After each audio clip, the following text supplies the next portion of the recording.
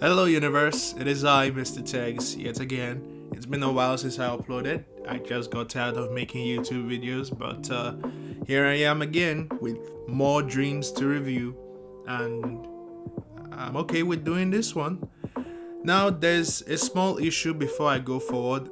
My flash drive, which I use to transfer videos from my PS4 to my PC, it's really bad right now. I think it's corrupted. So I'm going to have a hard time getting videos for the next set of dreams that I'm supposed to review because I have to buy a new flash drive. So please, for those who I haven't reviewed their games in this video, please be patient with me while I get a new flash drive to transfer videos from my PS4 to my laptop.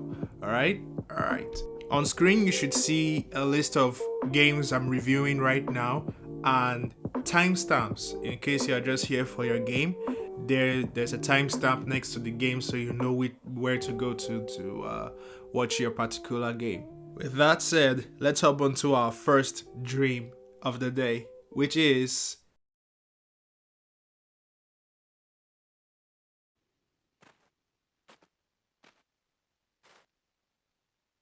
Han gick sig i veda skog, hej fara i veda skog. Där satt det kråkor, djuren och ko, hej fara. Dura.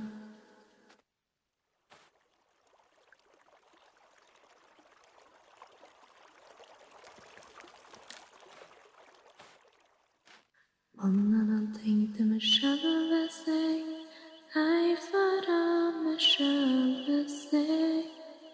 Ska tro om den kråka vill drepa mig, hej fara.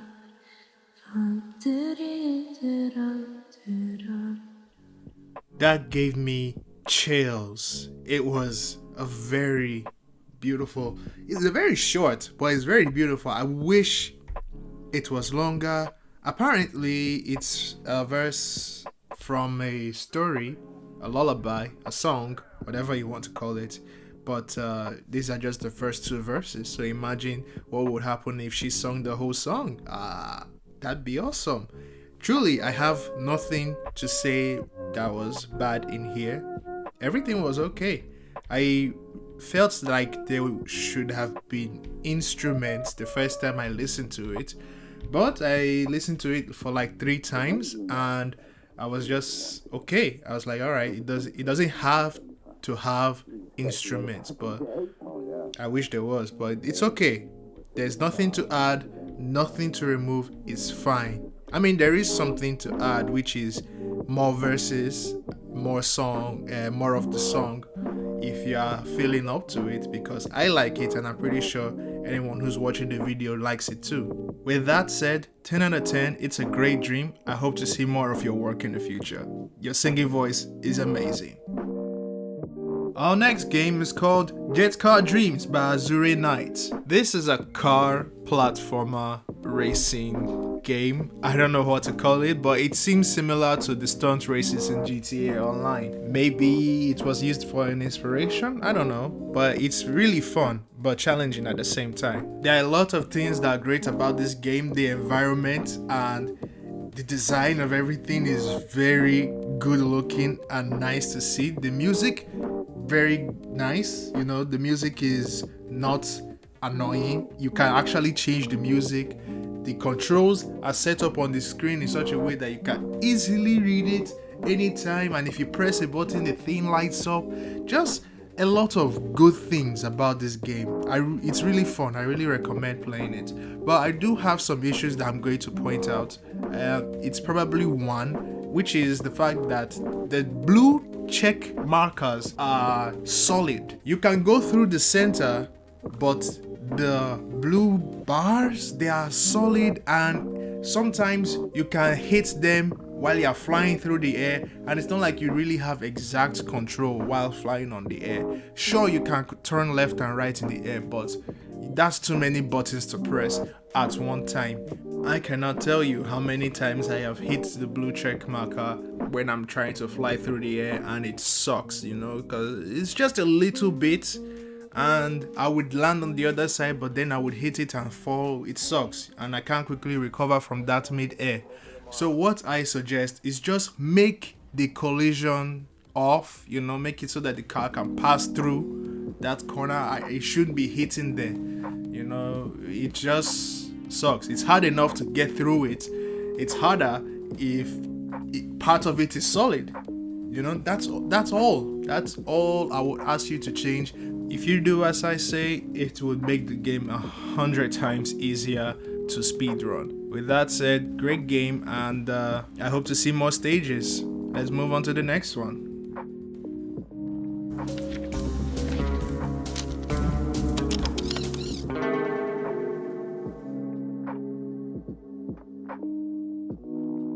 If that intro made you think that this was going to be a James Bond or spy movie kind of game, well, you're sadly wrong.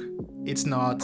Not dissing the game by any point. It's just that, the music, it just gave me the feel like, ooh, I'm going James Bond, going spy, something. Just one of those ancient movies. With that said, this is SCP Epsilon 11 by Hidden Zephyrs. This is a demo, so it's not complete. However, there are some things that are showing up in the demo that I would like to address. First of all is the crosshair for the guns. Now, guns are a very somehow hard thing to make work right in Dreams, but this one has a problem with the crosshair. You see, the crosshair has to always be at the center of the screen, always on the center of the screen. But this crosshair snaps from object to object. I'm pointing at the wall and it will just move from the center of the screen to stick to the wall, and that is really my major gripe. That is the basic thing that I'm going to be using throughout the game when it's fully released, and no, we don't want to fuck that up. So please fix that, and when your game is fully finished, right, I'll come back to it again. But then I also have to tell you, your environment on the outside, it looked amazing. It will look very realistic. I also got Rainbow Six vibes, just a rainbow kind of game, Tom Clancy's Rainbow game, because you can command your troops and they are following you everywhere, so it gave me that kind of vibe. But since your game is a demo, that's about all I can say right now. Just fix the crosshair system. I don't know how to do that, so you might have to do your own research. Otherwise, I'd suggest. But that's it. Fix your crosshair, and when your game is complete, I will be happy to review it again. I also found the Nintendo Switch Easter egg, I guess, so give me some points for that. Impending Shadows is made by Black 9 Reaper, and this is a very, very short, small showcase of something that is potentially going to be very, very big. Because as soon as you see the character model and look around you, you're like, whoa, this is gonna be some dark shit, man. You were thinking of Dark Souls. I was thinking of Prince of Persia. Immediately I saw the sword, but I don't know why. Then I also noticed that the guy has one arm, which is unique because I've never played a game where the main character only has one arm. So I walk forward to wherever, and then all of a sudden the Valkyrie jumps down, boom, and it looks like I'm about to have an epic boss battle, but it ends there. That's all to the showcase. I mean, the models look very nice, and the animation for the Valkyrie coming down, it was nice. It was hype, and then nothing happened. Oh man, I really want to just slash and bash, and that's all. I'm just looking forward to the full game of this showcase. We have another game from Azure Knight, and it's called Cyber Hockey. Now this game is best played with 2 players or more, but 1 player can enjoy it. Although with a few tweak of the settings. I have to say, this is pretty fun, you know, except for the fact that the computer is so accurate when he's shooting the puck that it feels like I'm playing on ultra hard mode. I suggest anyone who has two controllers, a brother or a friend, to try it out. It's really fun to play. And there's also the fact that you can change what superpowers, I don't know why I call it superpowers, but what abilities are on and off. You can change them in the settings. If you want to just have a normal puck match without shooting or pulse waves or any of those cool things, turn it off in the settings. That's the only way you can win if you're playing one player. But if you're playing two player, you're going to have a lot of fun with this game. I don't really have much to criticize other than the fact that the AI is too accurate. Maybe you should add a variable to whenever it's aiming or even aiming at me, because as soon as he shoots the puck, he shoots me, and then I don't have any chance to defend myself, and then I just lose the game. It sucks playing against AI. It's really, really best playing with a friend. Here we have The Wind Prince by Diamond Doggy. Well, this game is, should I say stylistic? Because it is very different in the sense that everything is moving, you know, all the flecks, they're all moving. I would understand if only the grass was doing that to just give it the vibe of, oh, it's wind blowing against the grass, but everything is painted this way, and it's just weird. Not bad, but just weird. I think the game is a fine platformer if you know what you're doing, but the thing is, the game never tells you what exactly you're doing. It says under the description that you should find your way back home. So you might initially think, fine, I'll just go to the end of the level. But no, what you are actually doing is finding kites. And the game never tells you how many kites you're looking for. You know, in level 2, you are looking, and I did get all the kites I could see, but the red door won't open, meaning that I am still missing one more kite. And then I noticed that there's probably a kite on the top of the big red building in the distance, which kind of sucks because getting up there is hard enough, then coming down and having to go up there again because you don't know. There's nothing to tell the player that you have not collected enough kites. Put an interface. Let the player know that, okay, I'm not done yet. Jumping from those clouds are the most annoying part of level 2. And then there's also the fact that in level 1, where you don't even know what you're looking for, I accidentally jumped down because I wanted to see what's behind the door. I jumped down, and what do you know? There's a kite there. That was the only way I knew that I was supposed to be collecting kites for the rest of the game. Anyone who didn't know that there is supposed to be some stairs down there would be very confused. There is nothing to tell the player what to do or how many kites they have taken. I'm just saying that this game is only suffering from a lack of interface, and also that cloud part in level 2. Those are the only two annoying things about the game. Everything else is fine, I guess. I only played 2 levels, so that's as far as I can judge it. I'd be happy to review your game again if you make these updates. Till then, deuce or remove. With that said, I'm moving on to the next game. Our next game is Nor.BIT Que.BYTE by Super Afro Boy. This is my favorite dream that I played out of all the dreams I played. Not putting down any of the other ones I played, I'm just putting this one out there because it took me like an hour or 2 to finish everything, and it was a very fun, nice game.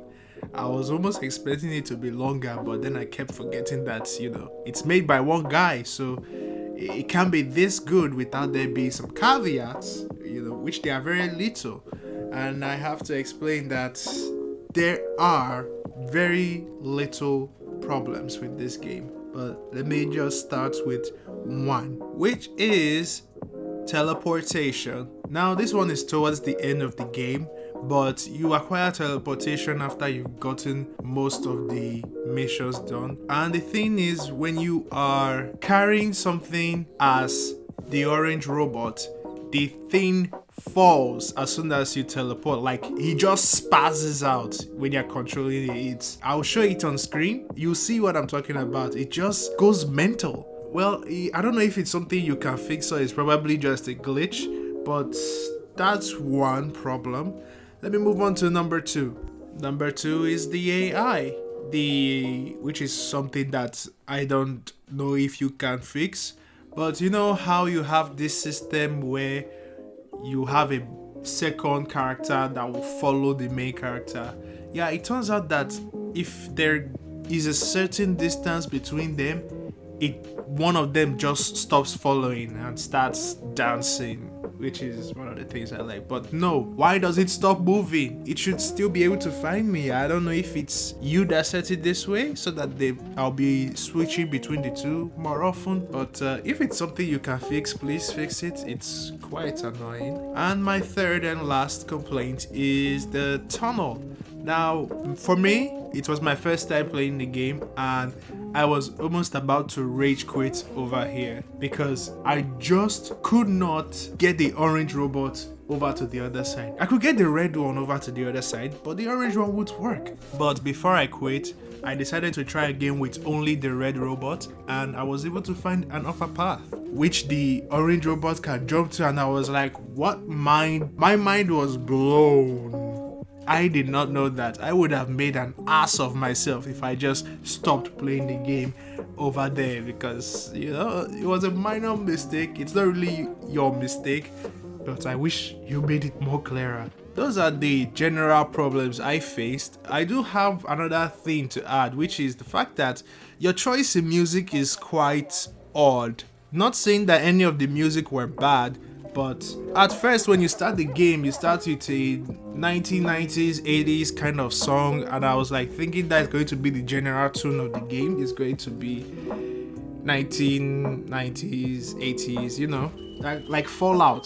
The way the robots act in Fallout, you know, something like that. Even the way the AI talks in the chat box, it makes it seem like, you know, they have a kind of accent like the 1990s kind of people have, you know. I don't know if that was the intention, but I feel like it was. But instead, when I got off the ship, the first thing I hear is lo-fi, and I'm like, what? Why is it lo-fi? It's not bad. I never got annoyed by it looping itself over and over, and I played it for 2 hours, you know. It never got annoying. It was smooth.